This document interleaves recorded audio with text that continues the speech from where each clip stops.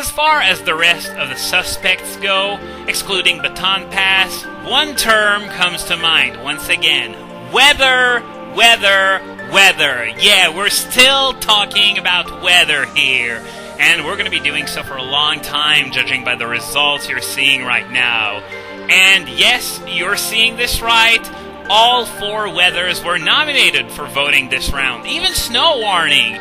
The reason for that was that a lot of people nominated permanent weather as a whole for a ban. However, the Smogon regulars were polled, and they decided that ultimately all 4 weathers should be separated, because otherwise people who want the 3 dominant weathers gone could end up voting against banning permanent weather because they just don't want to have to deal with the idea of Snow Warning being banned.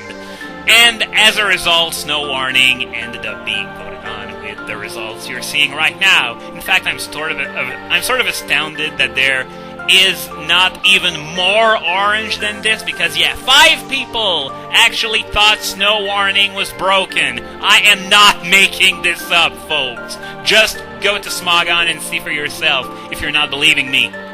But either way, this whole thing about Snow Warning actually making it into the voting round led some people to question the nominating process itself. Because right now, I don't think there's any restrictions for who gets to nominate. You could have not played the game for 6 months, and then you could go in and say, I want this, and this to be voted on. And I think you'll agree that it doesn't make much sense. So I personally think they should start having a restriction on who gets to nominate depending on ladder rankings, of course.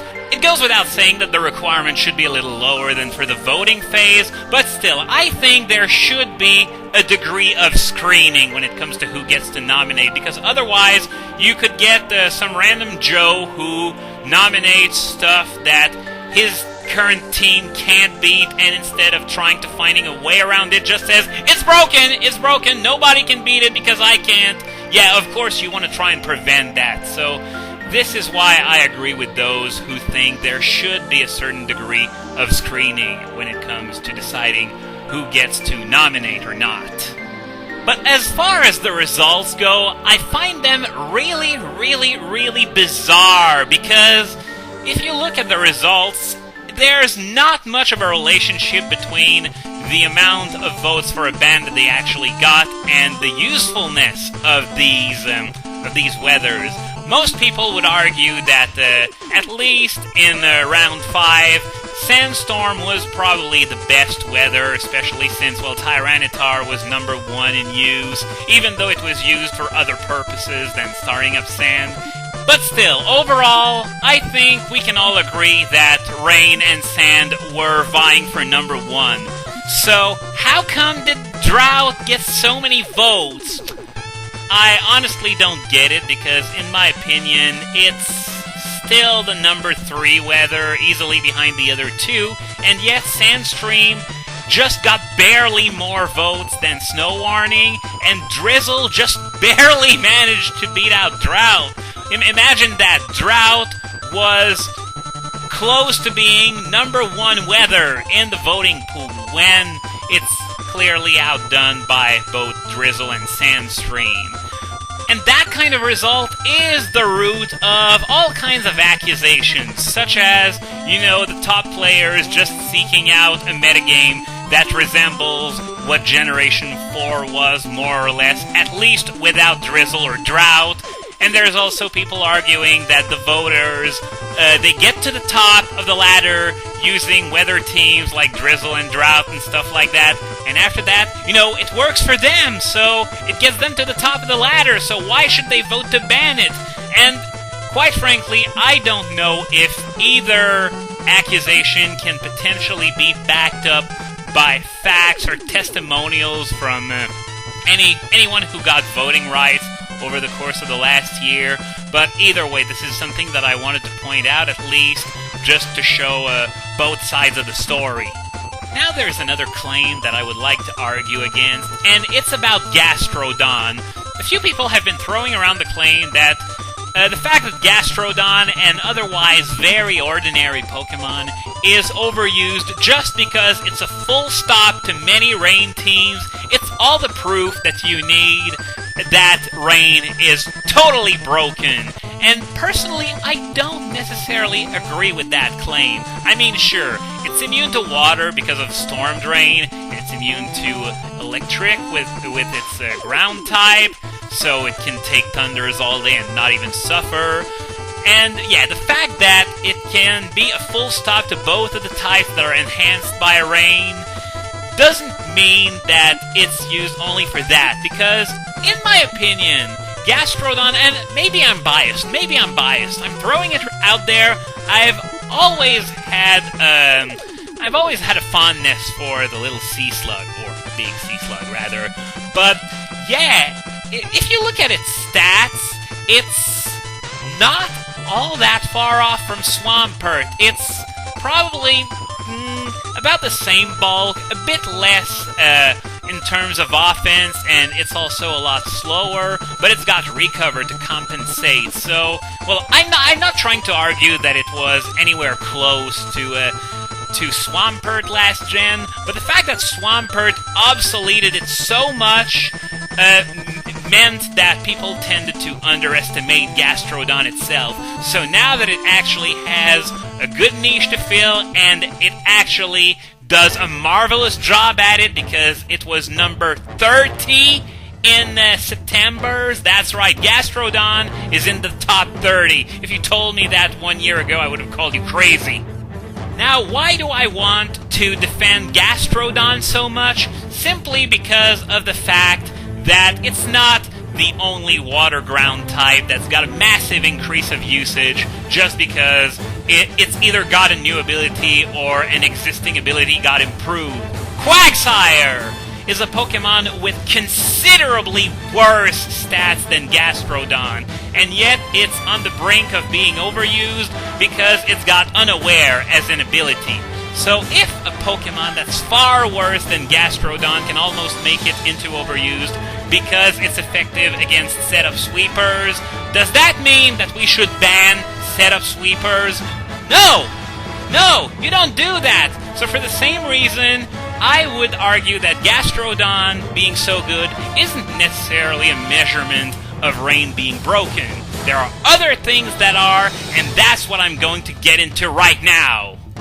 Because it's time to finally take a dive in the second half of that graph. As you can see, Emerald Deoxys came back for another round of voting, and it's got a similar result to that of last time, around 40%. So that means it's still at square one. Volcarona and Dragonite, two new figures to the suspect tests. Dragonite's been shut down massively because, quite frankly, multi-scale is good, but it really doesn't break Dragonite. It's a lot harder, typically in Pokemon, for defensive stuff to break the game compared to offensive stuff, which is why nobody talks about how Reuniclus is broken anymore. Volcarona, we might be seeing a lot more of it, though, in the coming rounds, for a very good reason. The last two Pokemon that I haven't mentioned, Thundurus and Excadrill, they are both gone! Thundurus! I was actually sort of expecting it because, quite frankly, it's a bit on the broken side. Excellent stat total, excellent stat spread, nasty plot, great offensive moves. It's got Prankster with just enough moves to make ideal use of Prankster. It's just a recipe for disaster. So, this is not a surprise. Excadrill, on the other hand, what the hell? I just had to make a joke about how slim the chances were that Excadrill would be banned because of its track record at always getting very, very low percentages and yet being nominated over and over and over. Yet, what happened there? Last round it was practically non-existent, and this time around it's banned right away. It gets a super majority. So what the hell happened? I don't know. I personally still think that Excadrill is perfectly beatable, but apparently that's not the opinion of the majority, and I'm not just talking about the voters for once, because it seems that every time there's a suspect test, there are always very intense debates when it comes to whether something should have been banned or not. Not this time. Not this time. No one is arguing that Excadrill shouldn't be banned. It's staggering. This kind of unanimity happens once in a blue moon. Well, we got our blue moon, guys, because I don't have any explanations for that. I like to pretend like I can explain everything, but this time, this eludes even me. So, yeah, apparently I'm the one who's in the wrong there, and Excadrill really is that broken. And this goes back to show that it's a good thing that it's not a very, very restricted committee of experts that gets to vote on these things. Instead, you have something like 70, 80 people who vote, all with their own experiences, with various kind of teams, and this is the end result. You can have some disagreements, but they are much better placed than any of us for keeping track of how the metagame progresses. And if they say that Excadrill was okay last round, but suddenly it's not, then it's probably because I'm missing the boat somewhere. I mean, when a Pokemon is getting called a cancer to the metagame, that's some pretty harsh language there. And the fact that everyone seems to go along with it means that I'm the problem, not them. At least I can acknowledge that, I guess. And I'm not throwing a hissy fit because Excadrill's my favorite Pokemon. In fact, I'm sort of glad that my favorite Pokemon gets that kind of recognition. But I'm still trying to understand it. I'm having a hard time of it. But one thing is perfectly clear. We are headed into a spiral of weather-related bans, and maybe this is what's going to cue in people, including me, that maybe something is wrong.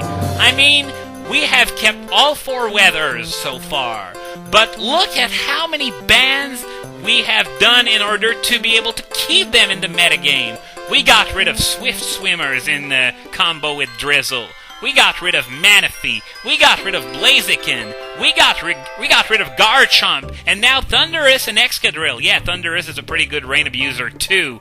So, what's next? Now, a lot of people are expecting that with those recent developments, Drought is going to go up a lot in use and popularity and power, and expecting that Volcarona is going to come back stronger than ever in the next round, and maybe it's going to get banned too. That is a lot of bans just to keep permanent weather alive.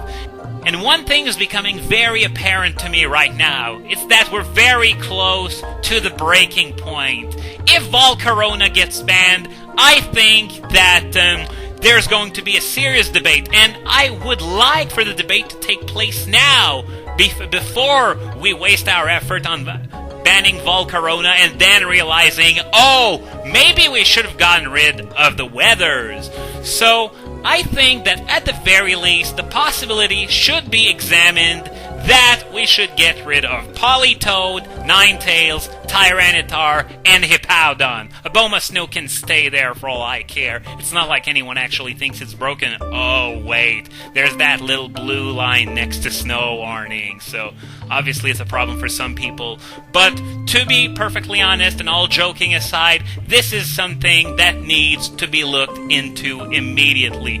We've already done countless bans just for the sake of keeping weather alive in the metagame. And it's probably more telling than anything Gastrodon could ever do that it's just not healthy anymore. And if they do decide to ban those 3 weathers eventually, I hope that the abusers that were banned will get unbanned just so we can start out from a clean slate, because I highly doubt the likes of Garchomp and Blaziken will be as much of a problem without their weathers to back them up. So, that's going to be all for today. Thank you for allowing me to blab your ears off. Round 6 is going to get started soon. Which direction will it take? It's up to you to decide.